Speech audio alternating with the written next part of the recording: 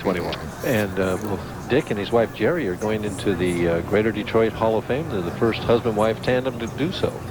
Amazing. Both, I'm told, have 300 games in their career. Right, and they're both left-handed. As he leaves the 7-pin to start the match off. Now the question that comes to mind is, does she hook it more than he does? I'll have to ask him that. Don't blink, don't move, because if you do, you're going to miss Dick Beattie. Right. One of the all-time fastest bowlers. Hangs on to make the 7-pin and opens with a mark. And Ted Fraley gets his first opportunity on television. Wonderful story, this gentleman.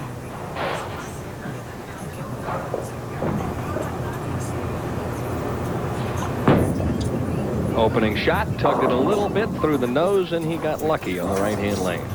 Very, how should I say, mechanical almost in his approach. Very structured as he goes right through to the foul line. Changes equipment, cross lane for the spare. 5-step player, pretty straight arm swing. And he's on the board with a mark. He's happy about that. As we said, a 5-step player is holding the ball right about waist high. He'll take that first step with his left foot right there. Now watch how long he holds it. He stepped. The ball's late right here. Now as he hits the next to last step right here, he's right in time here. The ball's starting down. Nice long slide. Look at how square the shoulders are. That particular shot, he didn't get his thumb out real clean, Dan. That one's a little better right there. Still crept high, though. Ted mentioned to me that he felt like this pair of lanes was hooking 8 to 10 boards more than it did throughout the week. Well, watching the other guys play, they were in a little deeper than he is. He needs to either move a little bit further left or increase the speed a little bit more. At the baby split on the left-hand lane. Baby split, you know, is about a 2-to-1 shot. Should make it half the time for a pro, but first time on TV, he has no trouble. Ted's an interesting story. He's a retired Air Force fighter pilot who won the Distinguished Flying Cross for combat service over in Vietnam. Flew over 173 missions in Vietnam. Back to live action. And a nice shot. 7-pin once again. Beattie has as smooth a release as I've ever seen. It's just a nice, simple game. 4 steps. He's up there, hits the target time after time after time. He's a good spare shooter.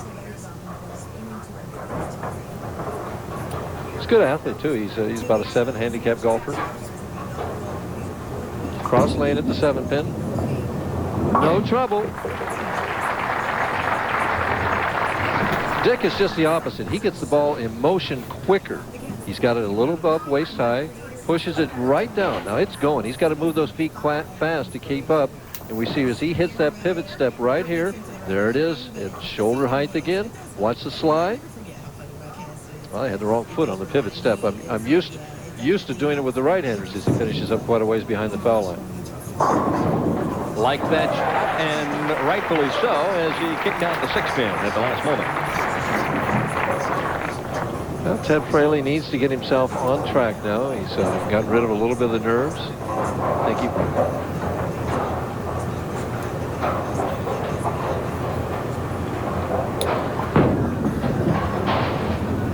see that nice move? He moved in more, Dan, just like we were talking about. Excellent shot for Fraley, who finally comes up with a strike. And don't forget, big Saturday of football on ESPN, the Wisconsin Badgers. Who knows? They may end up in the Rose Bowl by the time it's all over. We'll take on Purdue. That one starts at 12:30. A little bit later, Virginia and Florida State. How about those Seminoles? Let's hope they don't let down. And then finishing off the evening, Notre Dame at Brigham Young. Another shot, Fraley with a double, and he has climbed back into the match on this one. One of the most popular beaches along the Gulf Coast, St. Petersburg Beach, is frequented by more than 4 million tourists each year from all over the world. St. Petersburg Clearwater, Florida, where the magic lasts a lifetime. And by Bud Light. If you want great taste that won't fill you up and never lets you down, make it a Bud Light. Beattie already 56 years of age. 2 senior titles. Very good player, trying for a double to get back even in the match. Another pocket hit, another 7-pin. Interesting. In chatting with Gary Dickinson, our top seed this week, he told me that across the house here at Seminole, reasonably easy to hit the pocket, but the corner pins for both the righties and the lefties presented a lot of problems. He said no matter what you did, what angle you had, speed or anything, you left those 10 pins and 7 pins for the lefties. Oddly enough, though, in talking to Gary, and he thinks he may play in a little bit more tonight, he said the more I moved in throughout the week, the better my carry was. That is interesting. That would Gary be the goes opposite. straighter. You know, you'd think he bowled better in the morning. Right. John Handegaard, on the other hand, bowled much better in the morning rounds. Down by 9. And in the 5th, the man who averaged 251 on this pair of lanes this week is having problems coming up with some X's. Well, the 7 pins present obstacles right now. He's looking at it from the standpoint that if I throw enough of them there, some of them are going to go down, but that's not panning out true right now. And all you can do is keep throwing the ball in the pocket. Some guys will make some kind of subtle adjustments for 7 pins, maybe move back on the approach a little bit or something like that. Personally, I never did that, but maybe that's why I left so many of them. There's his wife, Jerry. The other half of the talented tandem. Fraley has a chance to really jump out ahead now. Good shot. Light hit, and he's carrying the building at this point in time. And that's demoralizing for your opponent. You're throwing the ball in the pocket, and this guy can't miss strike him. In close to that 3rd arrow. Pretty free swing. Square going to the line. Right over the 3rd arrow. Ball slides a little bit. Rolls late. Gets the Dick Weber Walling. So after a couple of shaky shots to open the match, it's 3 consecutive strikes looking for the 4-bagger, and he caught all of that one. And it's a solid 4. He's happy with that, though. I mean, Yeah. Told me that rather than go up the boards a little bit and take a ball that maybe wouldn't hook as much, that he went with something a little softer, something that would hook a little more, because he didn't feel like he was going to make a lot of great shots tonight. He wanted a little more area. Now, how's this for a guy that's analyzed? I told you, he's very analytical. I talked to him earlier, and I definitely got that approach. Or that feel of what he's like, what he's thinking, how his mind works. Most pilots are that way. I guess so. I don't know. I mean, we get the picture of Tom Cruise and everything, and Top Gun, you know, as a pilot. So We'll have to ask him about that. Right. What if he saw Top Gun? Looking for any kind of a strike. Dick Beattie says, I knew there was one in there somewhere if I just kept throwing the shots. Watch the 7-pin here. The 4-pin barely clips it as the ball hits the 1-2. It goes around and just nudges it over. And he looks at it and says, finally. But he needs 2 in a row here to get back in the match. He trails by 19. But cut the lead down to 9 with a strike here. A little more loft. And all of a sudden, Dick Beattie is starting to figure this pair of lanes out. Later this month, John's Pass, located between Madeira Beach and Treasure Island, will host the 15th annual Seafood Festival.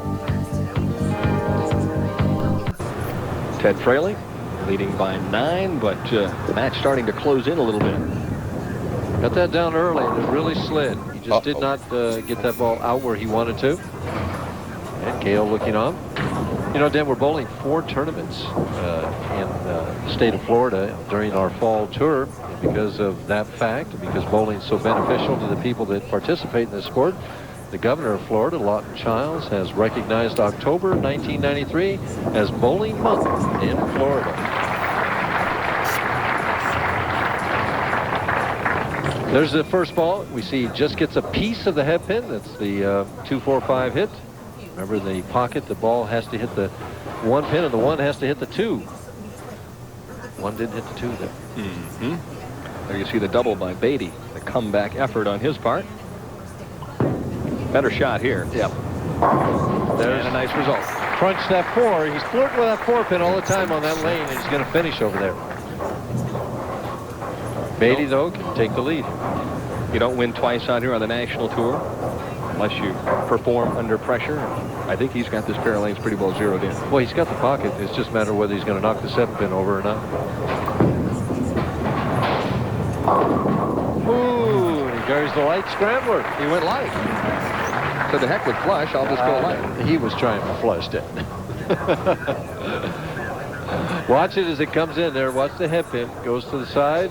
Boy, the one barely got the 3 there. The 3 kind of mixed up among a few others there. The old bucket crumble strike.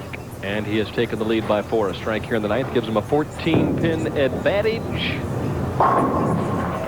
has come to play here in the opening match. Well, Fraley's still in the match, though, if he can respond to the challenge. I mean, he responded a lot of times in Vietnam, and now he's got to do it here. Neither player wasting much time.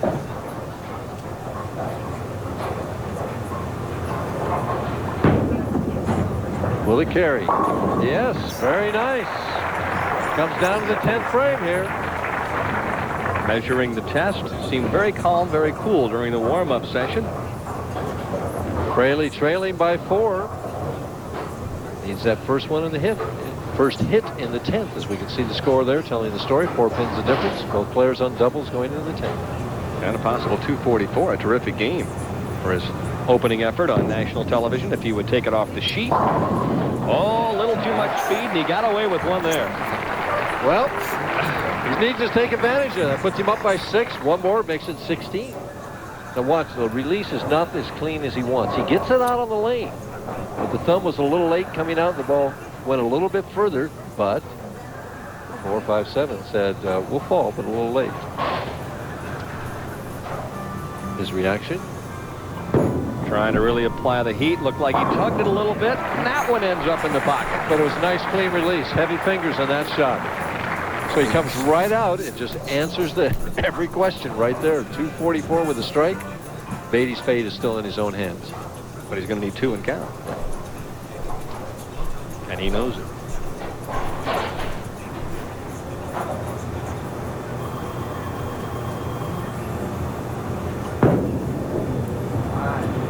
Nice game. An outstanding performance by Ted Fraley of nearby Tampa, Florida, in his first effort in the pressure cooker of the championship round. And Ted looks over at the scores that Rich Weber put up there and knows the situation. Beattie has to have this one. One at a time. And it's not going to happen. So Dick Beattie will finish 5th, and Ted Fraley will move on. Yeah. Well, we'll see what can happen. One mission down. The next one coming up. Seniors throwing a lot of strikes here tonight. Don't forget, next week they'll be doing likewise. And we're talking about the touring players at Marcel's Olympic Bowl in Rochester, New York. The Rochester Open. All the action begins 7:30 Eastern time. And they have some of the greatest bowling fans in the country up there in Rochester. And they turn out for that event. And it's a wonderful week of bowling. Looking forward to it then. And for us, it kicks off our coverage of the touring players throughout the fall. For 4 straight weeks. That's right. Taylor, Michigan the following week, then Indianapolis, and then the Brunswick Memorial World Open. When we come back, Mike Durbin will get a chance to take you up close and personal